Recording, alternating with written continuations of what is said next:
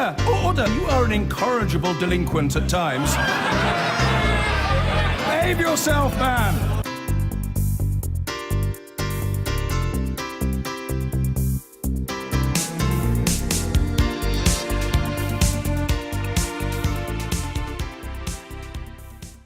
Now, let's talk about yesterday's spending review, the Chancellor's autumn statement, whatever you want to call it. Actually, it was both.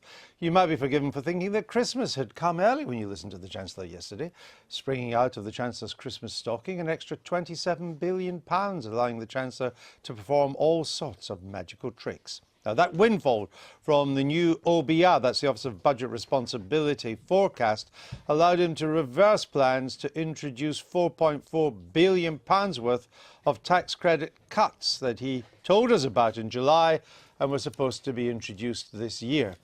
It means George Osborne will breach his own welfare cap in the early years of this Parliament, the first three, in fact, before tax credits are phased out by 2018. They're then replaced by a universal credit system. It wraps up 6 different welfare payments.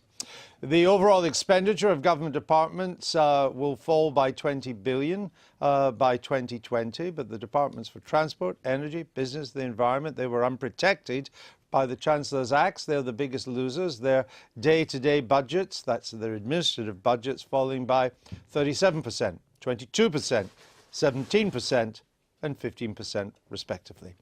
The NHS, education, now defence, foreign aid, these budgets were all protected. So were big parts of education. The NHS will receive an upfront cash injection of £3.8 billion above inflation from next year. It's part of the front loading of an £8 billion extra to be delivered over this Parliament. A new apprenticeship levy of 0.5% on company payrolls from April 2017. That's going to raise £3 billion a year, over £9 billion by the end of this Parliament. And the aim is it will fund 3 million new apprenticeships, what the government calls real apprenticeships. From next April, the basic state pension will rise to £119.30 a week. It's the biggest rise in the state pension for 15 years. Now, the Chancellor then gladdened the hearts of police officers by promising there would be no real terms cuts, no further ones to police budgets in England and Wales. But, of course, forces would be expected to make efficiency savings by sharing resources.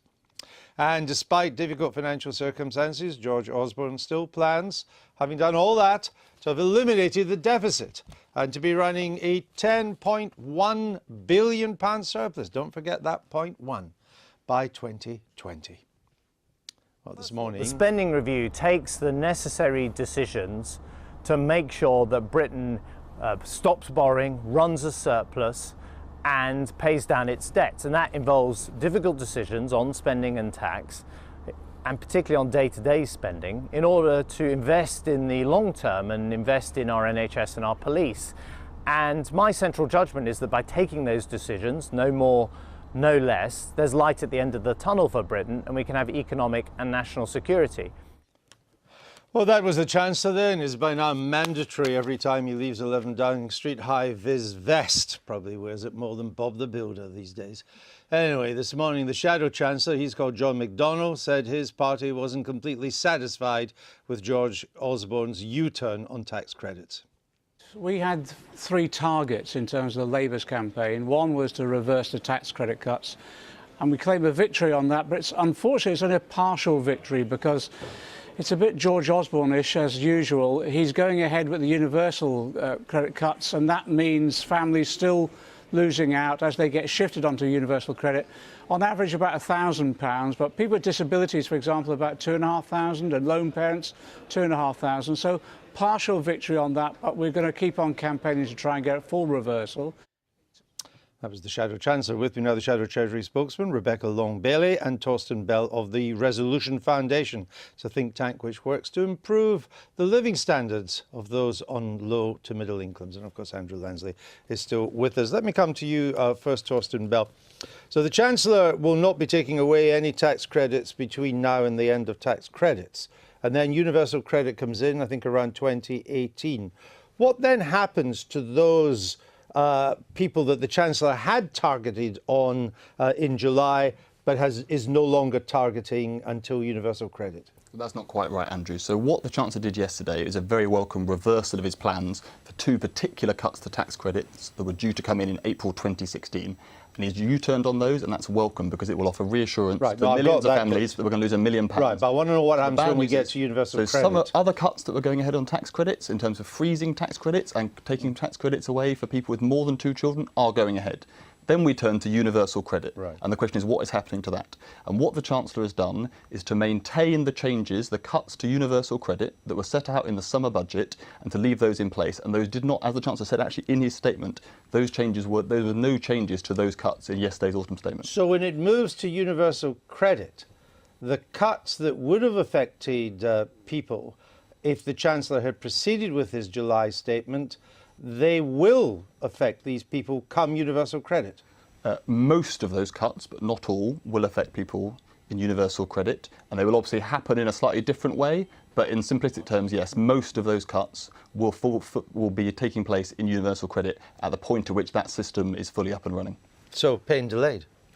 Well, but the Chancellor did what I think he correctly explained. He listened to people who said that the problem was about the transition, that taking tax credits away next April at a point where there hasn't been an increase in the income tax personal allowances, where all the childcare isn't yet in place, additional childcare isn't yet in place, and particularly, of course, where people are not being paid at the national living wage, that created a transitional problem. And of course, what he's dealt with is the transitional problem by taking away that additional reduction in people's income until such time as there are these other compensating benefits. What do you say to that? Well, let's look at the compensatory benefits. I think the national living wage is a farce, to say the least. The Institute for Fiscal Studies has claimed that it's arithmetically impossible to compensate for these families' losses, and they haven't changed their position. Can I just check with what you said? The national living wage is a farce. It's going up to £9. The last Labour manifesto... £9.30. £9.30. The last Labour Party... Andrew, hold on, let me finish the question. The last Labour Party manifesto in May of this year promised it would only go up to 8. Well, it's certainly welcome, but as I've stated... Well, is it a farce or is it welcome? It can be both. The families that are going to be affected by these cuts to their benefits, it's not possible to compensate them by increasing the national minimum wage. No, I understand. That may well be true, but that's a different point. I'm just trying to work out how a national minimum wage of over £9 can be a farce, but the one that you promised to make as only £8 is not a farce. Well, as I've said, the question was linked to how it would deal with these families and how it would compensate them, Andrew, and it certainly won't. They need more than an increase in the national living wage, quite frankly. They need a clear and comprehensive industrial and economic strategy. So how much... Yeah, but that's just political rhetoric. All politicians talk about that. By how much do you think the national minimum wage should be by the end of this Parliament? I think we need to look at all options available to the government, and we shouldn't just focus on the national minimum wage. We need to generate income. But forgive me, I'm asking you how much you think, if £9.30 is not enough, and many people will say that it's not, how much do you think the national minimum wage, given that you promised only 8 at the last election, how much do you think it should be by the end of this Parliament? Andrew, a good Chancellor would not simply focus on increasing living wage as a means to improve people's living standards. They would look at all options in terms of improving housing, assessing the levels of rent that people were providing, and we saw none of that in yesterday's statement. If you take Andrew Lansley's point, tell me, if you then get to 2018-19 and the threshold by which we start to pay tax has been raised and the move towards the £9.30 national minimum wage is also well underway, you're getting close to that £9.30. What difference does that make to the people moving on to universal credit who will then lose a bit? So that is a good question, and I actually disagree with both Rebecca and with Andrew, because the national living wage is a big deal, and the increase is large, and it will have a big increase for working families that are on that minimum wage over the course of this Parliament, and that is a large change and a bold move by the Chancellor. But it's also wrong to say that and the personal allowance changes and any childcare changes will make a large difference to the losers from universal credit changes that come in this Parliament. That is because, for a number of reasons, people that are losing from universal credit aren't all on the minimum wage. People that are losing from universal credit don't pay very large tax bills in general, and so don't get the main benefit from the changes to the personal allowance. Like, prior to this statement, our analysis showed that you were expecting those changes to possibly compensate for in the region of 10, 13, 15% of the losses. We're not talking about eradicating them. So I think the argument that this will allow those losses to be wiped out doesn't hold. So it's still paying delayed? Well, it's moving from a situation where we've got relatively large, I think if I recall correctly, something like 6 out of 10 people on tax credits, to a position where under universal credit it's still going to be something like 5 out of 10. Torsten will probably know 5 out of 10. So there is a reduction in the number of people who are dependent on their income level being set by the Chancellor of the Exchequer. Frankly, I think this is a very positive move. Moving to a place where people know that work, their income left in their pockets is actually the basis upon which their household income is established. So Andrew's there getting to the core argument, the argument that people should be making for why these universal credit changes are taking place. That is a principled view that people in work should be receiving less support from the state over time. We don't agree with that, but that is an argument. But that is not the argument that's been made by many other spokespeople for these changes. And let's be clear about this. The Chancellor this morning on the Today programme said that 9 out of 10 people families were on tax credits in 2010. He thought that was wrong. But the Chancellor dealt with that problem in the last Parliament by removing... Because he took away from the higher incomes. Exactly. And but the important point is the system that is left is supporting work incentives and child poverty for the core working population on low incomes in our country. And that is why we're seeing these changes now having a real effect. Right. Let me come back to Rebecca Long-Bailey. Does Labour still support the universal credit? Well, I think we're assessing the rollout in the pilot areas and it's struggling, quite frankly. I think there have been issues raised by a number of people and there are alarm bells ringing in the ability of people to manage. I understand that. So do you think you'll come out against it? I think we need to take a strategic overview. I think there are elements of it that could be taken as quite positive steps forward, but in terms of the ongoing management that families face in terms of their finances, I think many people struggle. Okay. Would you make any changes to tax credits? Well, we would reverse the government's current proposals to cut tax credits. I think they've done that themselves. No, the proposals, they've already done the proposals that they put forward were a partial step, and we welcome that. And as John has outlined, I'm not going to go. Sure, but I didn't ask you. But what I asked you was not what the government's doing. Would you make any changes to tax credits? We would reverse the government's proposals in full on tax credits, but that has to be done hand in hand with a long-term economic and industrial strategy, which would require investment in industry. What we're seeing at the moment, Andrew, especially in terms of devolution, is the creation of a Wild West industry where regions will be competing against each other. There's going to be a race to the bottom in business rates. The social care precept that was announced yesterday is extremely worrying because local authorities are going to be put in a position where they're simply going to be left afloat on their own and bring in their own income. OK, we'll have to leave that there with Torsten Bell, but you're going to stay with us. Thank you. Well, what did the papers make of it all? Joining me now from College Green, 2 of Fleet Street's finest. Well, kind of. Sam Coates from The Times, Nick Watt from The Guardian. Sam Coates, the Chancellor got a pretty decent press this morning, but it's usually on day 2 that we find out things that he didn't want us to know. How's that going? Well, one of the reasons that George Osborne had a pretty good day yesterday is that he had £27 billion of funny money to play with. This is money that he didn't know that he had in July, 2/3 of which has magicked into his account because of modelling changes by the Office for Budget Responsibility, presumably an error by the Budget Responsibility in July. And he's placing an awful lot on those changed forecasts in order to be able to fulfil a wish list that seems to have kept most of his backbenchers happy. So the money to pay for tax credit U-turns, the money to stop the police cuts have all come from this. But the important point is he made a big decision.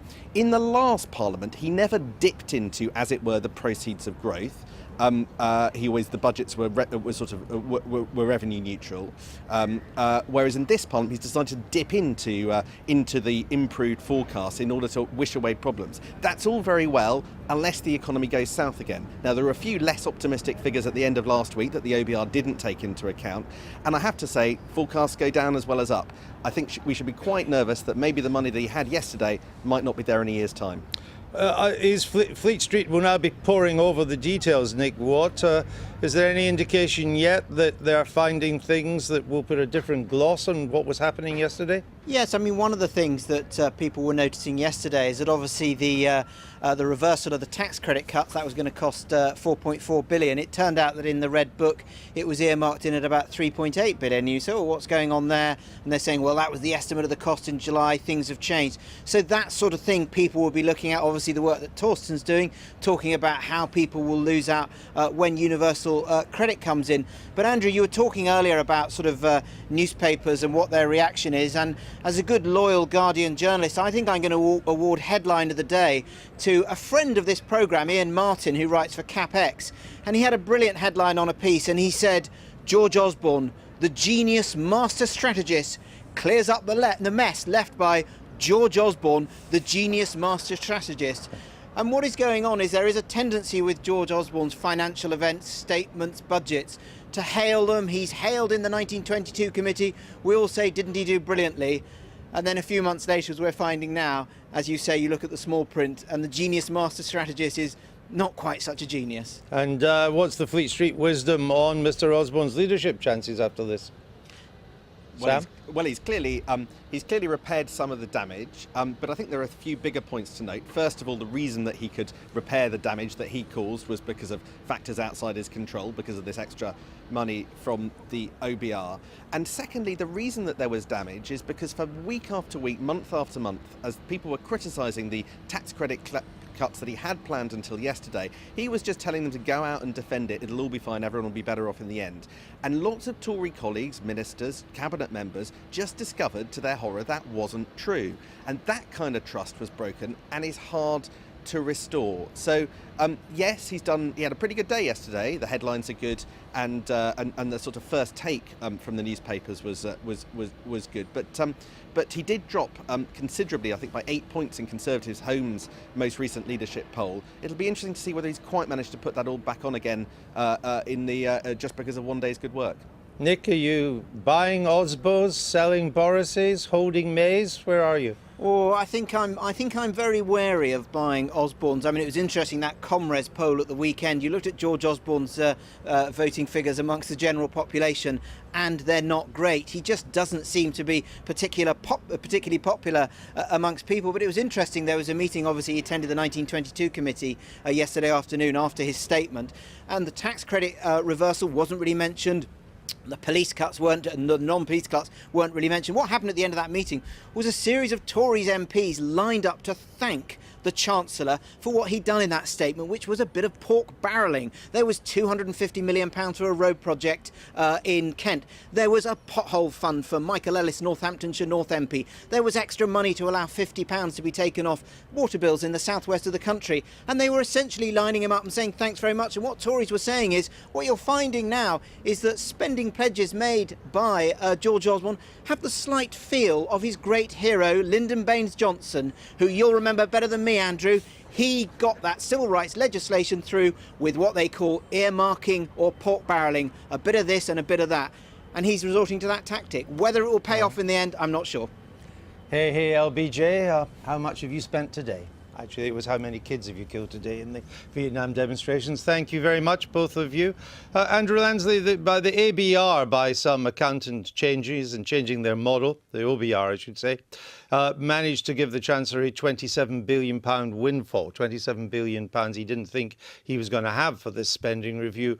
Wouldn't a prudent Chancellor have saved some of that? He spent it all. He did spend some of it, but nearly all. But the point, I think, is that firstly, the largest component of the change in the forecast was actually the reduction in debt interest charges. So no, it wasn't. That's about £4 billion a year. It wasn't the largest, but it contributed a fair bit over towards the whole period. Well, it's a big slump. More, but they changed their model to produce more tax buoyancy. Well, we know. All right. But my question is simple. Shouldn't he have banked some of that? Well, the fact that interest rates are lower, you could argue he should have banked some of that by a further reduction of the deficit. You could argue that. But the issue, of course, is have we, over the period, achieved the deficit objectives that we're looking for, not only does he continue on the basis of the OBR's own forecast, done independently, arrive at a surplus before 2020. If he does. If everything holds his to the first budget forecast. in 2010, But he came nowhere near it. And I think this is really important. At the same time, from next year onwards, there is a progressive reduction in the ratio of our total stock of debt to GDP. And for my money, actually, that is the most important thing. If you are constantly reducing your debt as in a total as a proportion of your gross domestic product, you're moving in the right direction. But that's only and it's about a 9% reduction over the period. Only if the economy continues to grow at 2.5%, Yes. and only if You get the about new 5% tax revenues if the increase new each year, model yes. that the OBR is now using to predict tax revenues come true. If they don't come true, the reason I asked you my first question is if they don't, he has no room for manoeuvre.